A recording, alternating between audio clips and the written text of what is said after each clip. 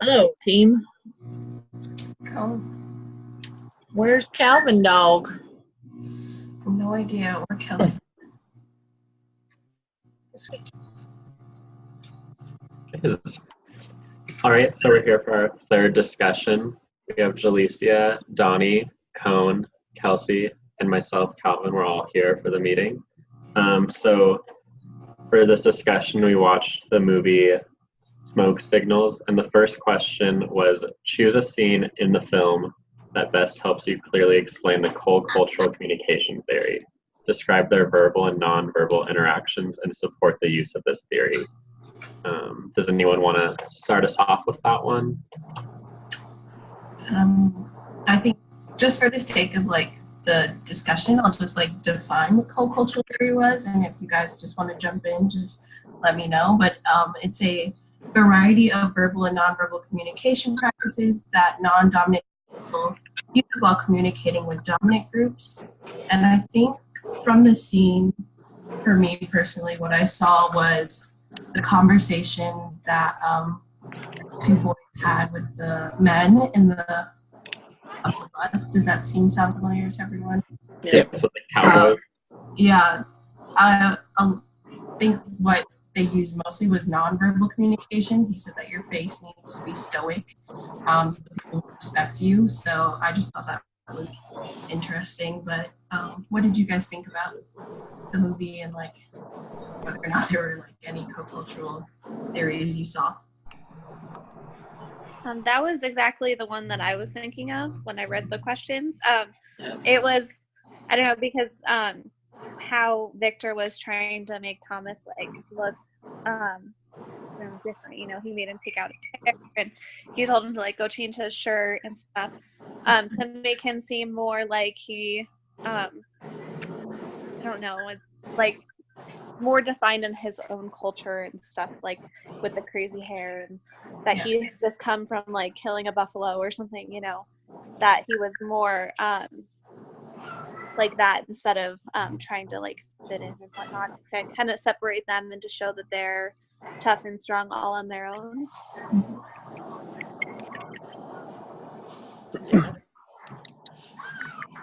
I can't remember too many scenes where they were really talking much with the dominant culture. I would say most of them were when they were on the bus and those cowboys took their seats and they're like, no, you need to move. And then they're like, no. And then they just stood there and kind of looked at them and kind of non-verbally were like, fine, we'll go somewhere else. Yeah. It was definitely pretty much the bus and then the car accident at the end were the only real times that I remember them interacting, discussing with anyone. But it definitely seemed like even with the car accident scene again, that they were viewed more as being different and just the minority group in the location they were in. The way the cop interacted with them definitely got me at first until he let them know that they were okay and free to go. But I was definitely could just feel it, that it was just going to go downhill and they were going to get arrested or charged, because that's just what happens in those situations where there's someone who's dominant and has power and just using it because another white man was accusing them of being the cause of the accident. So I was just really seeing it go in that direction, and I was really surprised when it was actually the other way around, where the man's wife was the one that just said he's lying, he's not being truthful. These boys saved us and saved the girls' lives. Mm-hmm. I can't really think of anything else, really. Those were really the only two scenes. You guys pretty much hit everything right on the head, right, with your explanations of the scenes. So, yeah. Yeah, pretty much. Yeah, that's you guys covered everything. Does anyone else have anything they want to add to that question or point about co-cultural communication? I don't. Okay. Well, if not, then we can move on to the second question. And this one kind of was harder for me to figure out during the movie, which was, what role does the natural environment play in the verbal and nonverbal communication of their cultural identities? Well, something I noticed, and I don't know if it could be considered like, I mean, I guess it would be environment, but not like natural environment, was the what's called a res car, which was the broke ass car that only drives in reverse. If you've taken any other American Indian history courses, it's like a thing on reservations, is there's always that one car that they've just jimmy rigged so many times that the only way you can drive it is in reverse, and everybody on the reservation shares it. But like, that's something I noticed as part of a Native American environment, as like a non-verbal type of cultural identity. Yeah, going off of like that whole scene with the two women in the car, I thought it was like interesting how when they were hitching the two other guys a ride, that they said that I forgot what they said, but it was something like, it's a different country out there, and do you have your passports? And they were like, United States. They're like, no, it's a completely different world out there for you.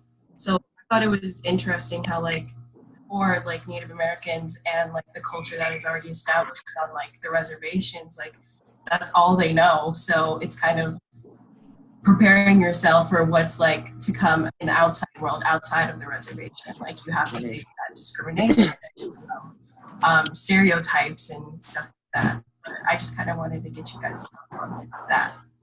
Yeah.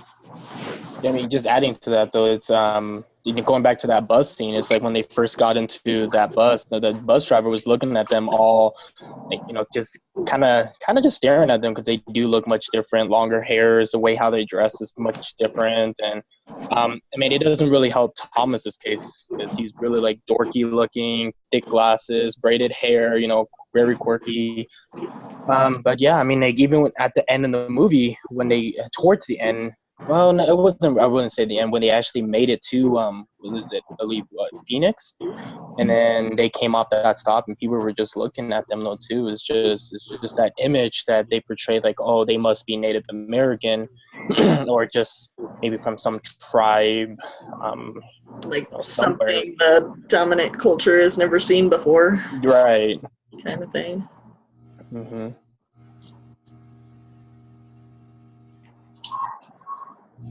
Yeah, I'd say one thing that stuck out to me in regards to like the natural environment was not their first, but when they encountered the res car and the two women gave them the ride, was how it showed them walking down this like road in the middle of nowhere. And it was still early on in the movie, but I assumed that they had been like traveling for quite a while, but they were still on the reservation. So just kind of, I guess, how actually like secluded they are from other people off the reservation, and how little they probably actually interact. I don't know.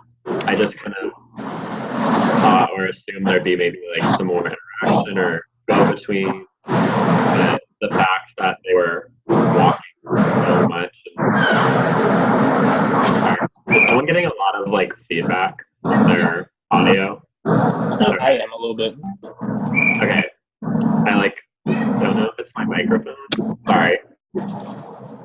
Okay, that's better. Sorry, I was getting a lot of like feedback and I couldn't hear you. Anyways,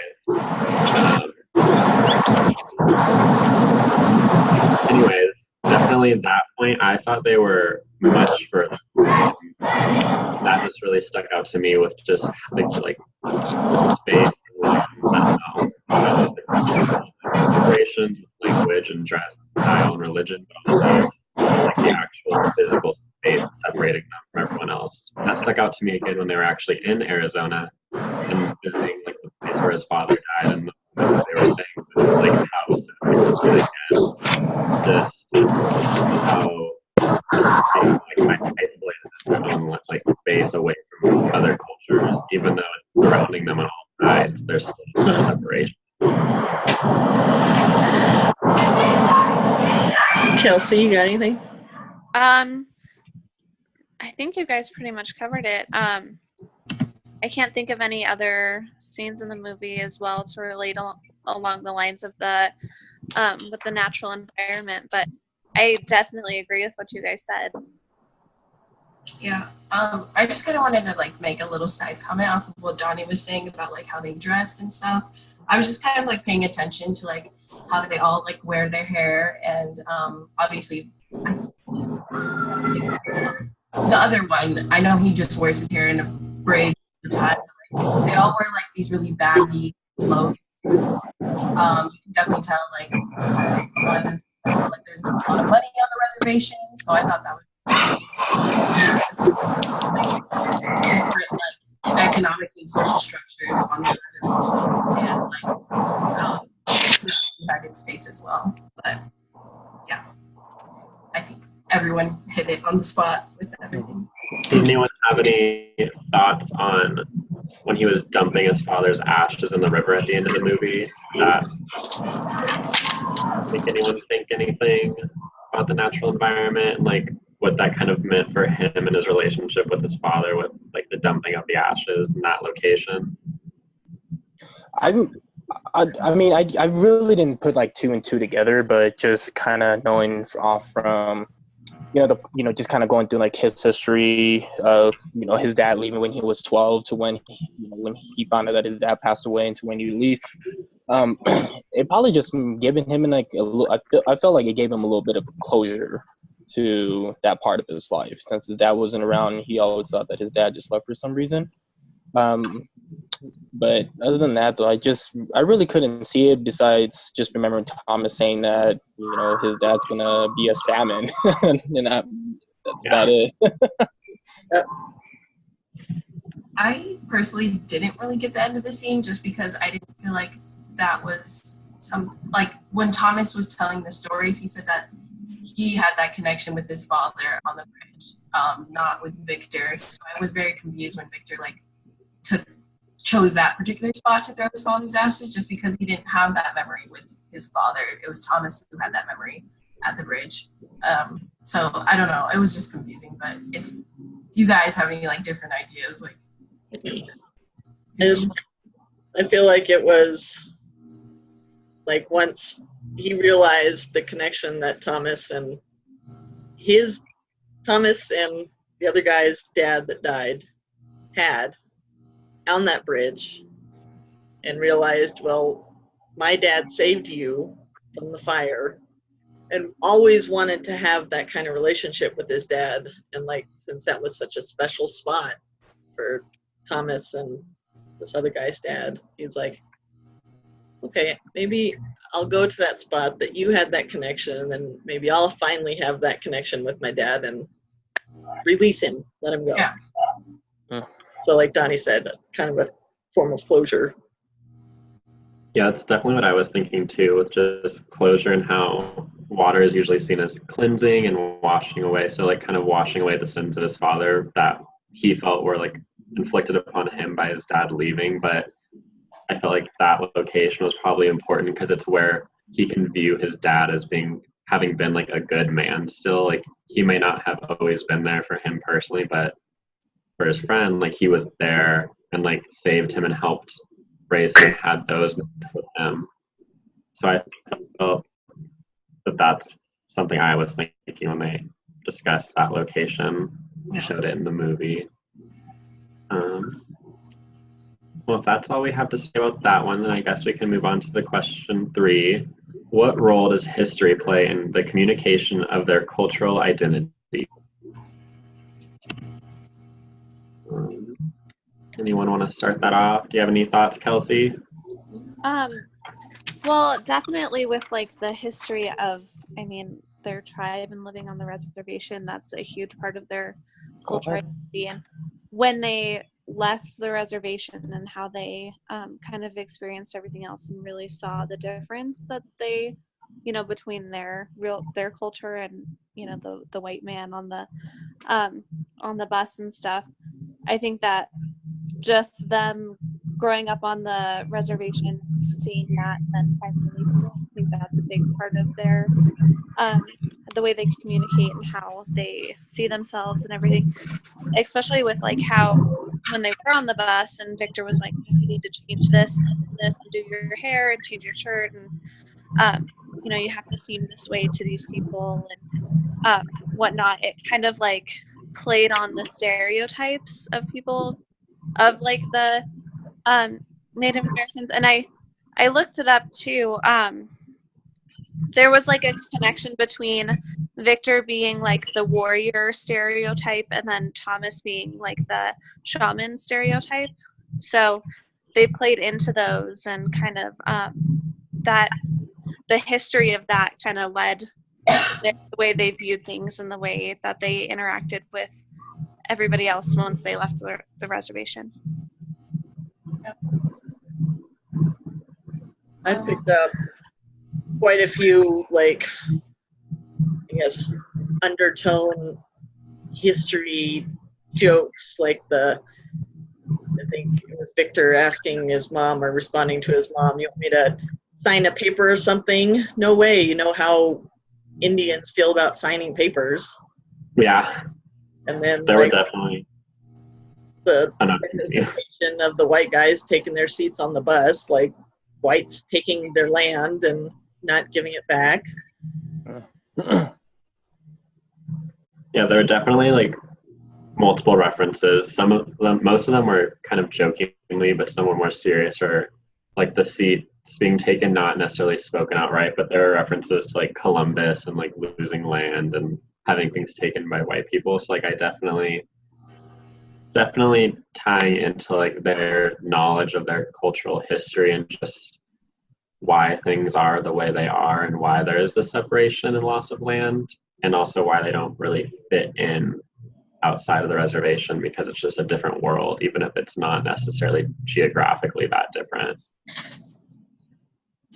Going off of that with like the little jokes, what the two women said about getting vaccinated, just because like, not only do you do that when you go to like a foreign country, but the historical point of view, a lot of European Americans brought a lot of disease to the Native American tribe. So I thought that was like another undertone dig at that.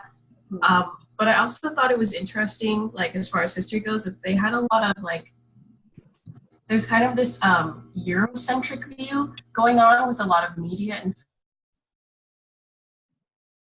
film in the film. Like they mentioned a lot of John Wayne and like Dancing with Wolves, and like how they kind of grew up with like these movies that were mostly like that portrayed like Native American history and culture, but were often viewed from like the perspective of like European Americans. So I just thought that was like really interesting how they kind of like grew up with those films and those movies. But Donnie, did you have any comments on the question? Well, I was just kind of thinking about that though too, because there was a few like just like scenes like we were talking about how there was like the feeling that how should I say this, the kind of like the animosity towards like the white man on the bus, saying that they always win, in a sense. So like the way how I would just say it is just they don't, I think that I wouldn't say that they're okay with probably being on that reservation for the most part, because I mean they're very Indian and Native Americans from history. They're very spiritual and they like to live off the land and grow their own food and whatnot. But the interaction and the hostility they probably still have with like people from the outside world, they probably don't want to have as much interaction if they don't absolutely have to. And I just feel like with the reservations still, even then their lands are getting cut too. They ever since we're going to take this little bit, and eventually it gets smaller and smaller and smaller. So I mean I'm pretty sure they're a little unhappy with that as well, though, too, going into this, the situation. So.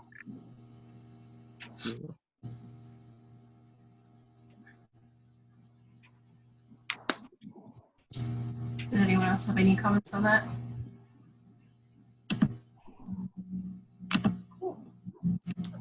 The other thing I can think of is like how they had so many characters, especially like main ones, like his father and his mother for a while, being alcoholics.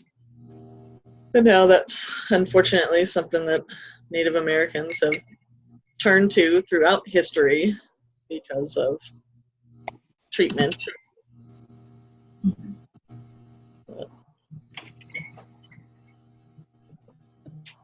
All right. Sorry, mine like cut out for a second. I don't know what happened. My Wi-Fi connection's not really working for me right now. So do we feel that anyone else have anything to say about question 3? No. Okay. Then I guess move on to the final question. Give examples of culturally bound nonverbal behaviors in your interpretation of their meanings. 2 that I definitely noticed were the use of like burning things, like definitely the fire in the beginning, but there were scenes of burning sage to cleanse, and then also with burning of Victor's dad, his trailer and all his possession. That's funerary practices vary by tribes, but definitely it's known that some tribes do practice like the ritual of like burning a person's possessions and all their belongings after they pass. It's like considered to be cleansing. So I thought there was like probably some sort of connection also just as part of the movie itself, just show like the house burning and so many people having passed away in that fire, and then like going back to Victor's dad's trailer being burned and cleansed, and since like there was a connection of him being the cause of the fire. So I definitely noticed a lot of things regarding fire and just as a form of nonverbal communication. Yeah, that goes back to even like the movie title, because it's smoke signals. So all of the smoke from the fire and like kind of releasing that into the universe and letting go of everything. So yeah, I definitely can see that. Anything else anyone noticed? Oh, I'm good. I thought it was interesting to see the power of like stories, especially throughout the film. Thomas would tell a lot of these often like really elongated, some were exaggerated stories, but like it's definitely a main aspect of the culture for Native Americans to tell stories and folklore, just because they have deep, meaningful messages and like lessons that people learn, and it's just part of like connecting with others and creating that bond to share. And I feel like sometimes it's kind of needed, despite the fact that Victor hated it most of the time. Thomas, shared stories of his father because he was missing the connection with his father a lot. Right. So I thought that was interesting with the stories. Right. I mean, like Thomas, even though he told these like stories, like they can be very exaggerated. But I felt like there was a lot he wanted to say, but he just didn't know how to get straight to the point of what he wanted to say. So he liked to elaborate on his ideas. But I think like the message like within it as well, is that Thomas was just, I think there was a personal message that he was really trying to teach like Victor himself. It's just negative things can happen, but you kind of just have to learn how to kind of accept life as it is and kind of just go with like the flow of it. But Victor, I just felt like he was very like upset with just like his father not being there. So anytime he heard anything about his dad, like stories related, even if they were true or not, he would automatically deny. He's like, you didn't even know my father. And it was the same thing with I think, I can't remember her name, but the lady that lived it was a neighbor of his dad. Yeah. She told him like a story or two to Victor, and Victor didn't want anything to do with the stories as well. Yeah. Something I noticed was when they were playing basketball, like in the gym, and after they were done playing basketball, they started bouncing the ball like it was a drum. And then the name of the trading post store on the reservation was called Warpath. So like this, another reference. Of course, again, the alcohol. Right. Did you guys notice, like, this is kind of a comical thing, but just how they really kind of try to, I wouldn't say emphasize, but try to let it be noticed that this is, anytime they tell you and say what time it is, they say it's Indian time, not like Mountain Pacific time or whatever. It's Indian time. So I thought it was just like something that, it was, I mean, it was kind of like culturally balancing that this is our land, like our sun, our time, not someone else's that came here and took our land or whatever. So yeah. Like going off of that, it also kind of reinforces that stereotype of calling Native Americans Indians, even though they're even India at all. So I just thought that was interesting to see. Plus the guy who's like narrating that, like, I don't even know what it was. It was like a radio show or like a weather report, but he was also like white. So it was just like, it was just very confusing to me. But I thought it was kind of like a little fun comical aspect to it. But going off of that with the symbols and stuff, I didn't know what the cutting hair meant. So I kind of just did some like background research, and it's ceremonial, and it's when like when you're mourning someone, you cut your hair and like symbolic ritual for them. So I thought it was interesting when he cut his hair for his dad at the end, and how his dad cut his hair at the beginning. I didn't see that connection, but I thought that was a good like culturally bound like aspect of how they kind of continue these traditions. Right. Yeah, I'm glad you brought that up, because that was something I was going to bring up with the cutting of hair, because I didn't get I understood the importance of it, but not until like Victor did it himself, just like kind of how he's following in his father's footsteps, but in the best way possible, not like trying to like overcome the mistakes of his father.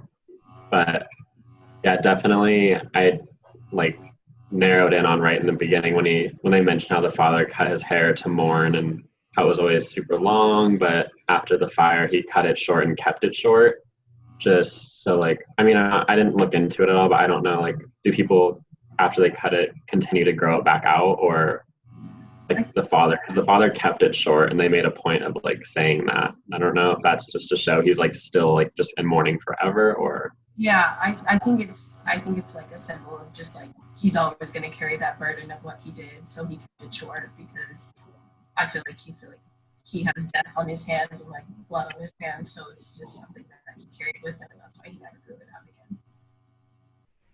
I'd agree with that. Yeah. Mm-hmm. Good point. Yeah, really good point on that one. Mm-hmm.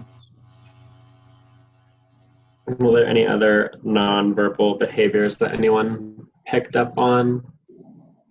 Well, besides like the occasionally, like depending on the scenes, like you'll hear like kind of like Indian chants, and spiritual chants, and you can connect music and stuff. I mean, besides that, I really couldn't think of anything else. It's a good point. Yeah, it was definitely.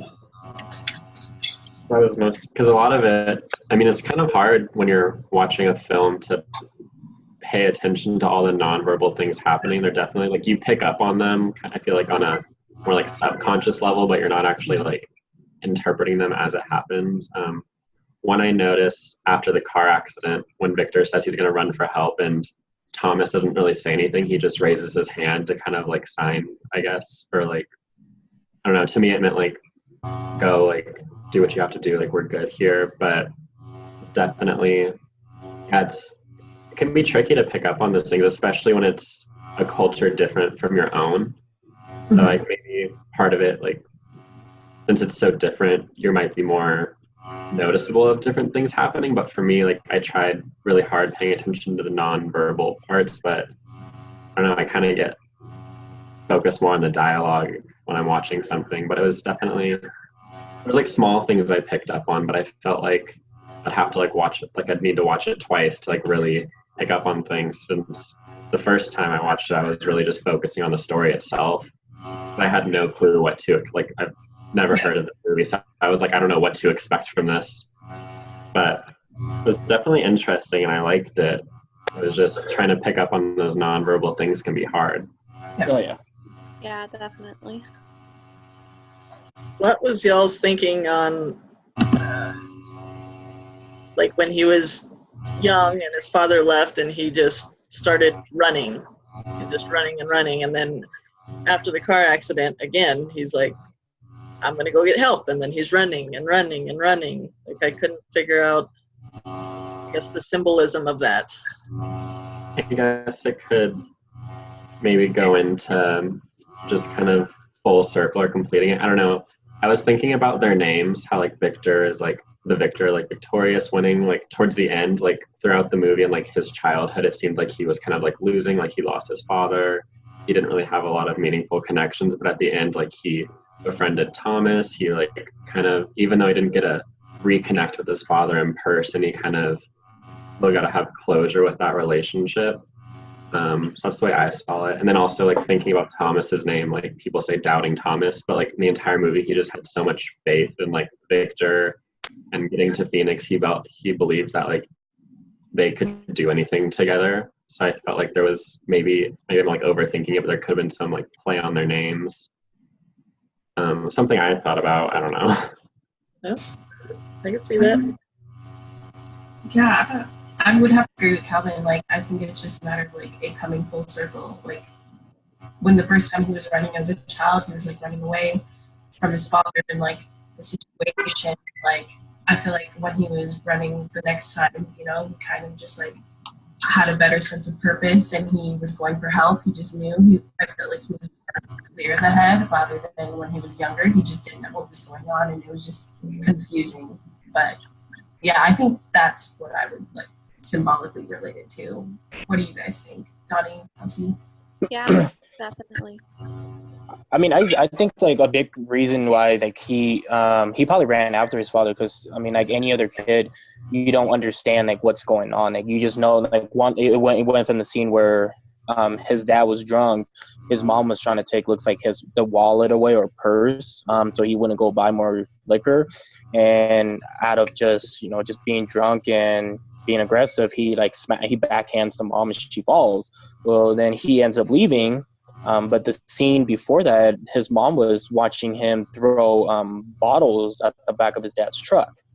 So, I mean, there is the sense that, his dad is for sure an alcoholic and he's not happy when his dad is drinking. But I think it's just because he believes that he probably did something wrong.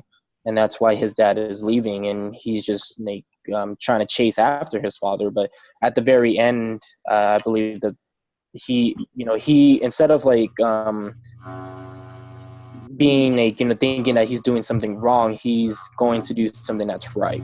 And if it takes the whole night or however long for him to travel that distance to go get help, for him at the end, it's worth trying than not doing anything at all.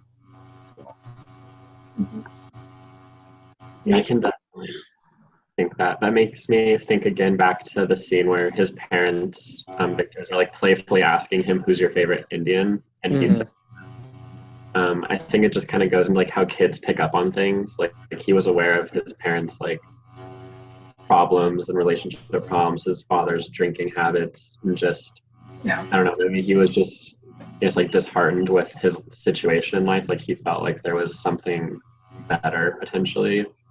Maybe it could have tied into, because growing up, he still knew Thomas, even if they weren't necessarily best friends or anything, but Thomas seemed to have a much healthier upbringing, even if it was just with his grandmother. It seemed to be a much more loving relationship, a more supportive relationship.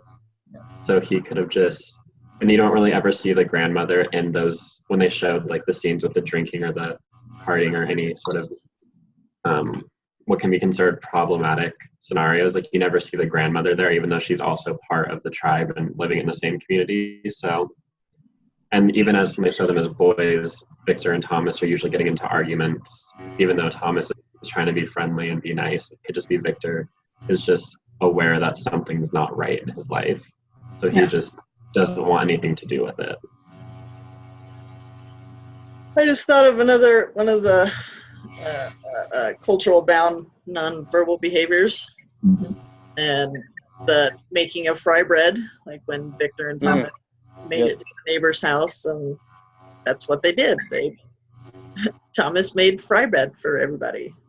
I think that's a very big Native American thing, is sitting down and sharing a meal to bring people together. I mean, it's a lot of cultures are that way, but for this movie specifically. Definitely a big deal, especially even like the little story that Thomas told about how there were, I think it was like there was 100 people, but they only had 50 loaves, so they broke the bread, and like that's the thing, like breaking bread with one another is like a symbol of like just coming together and sharing a meal and like friendship and community. So yeah, I'm glad you brought up the fry bread cone. It's definitely something that stuck out to me too. Yep. Does anyone have anything else, either on the questions or the movie in general or the class, that they want to discuss or talk about, or do you guys think we're good? That we've gotten all our points across. Yeah. I think we're good. Yeah, Okay. I believe so. Yep. All right. Well, good discussion, guys. I think we got a lot of good points across. Definitely helps me better understand the movie. Yeah. All right. Sure. Yeah. I think I'm gonna go watch it again just so I can see what I missed. Yeah. You have Like, to do that oh, sometimes. yeah. That way, damn, I could have brought that up. All right. Well, then have a good night, guys. Cool. All right. Take care, everyone. Bye. Bye.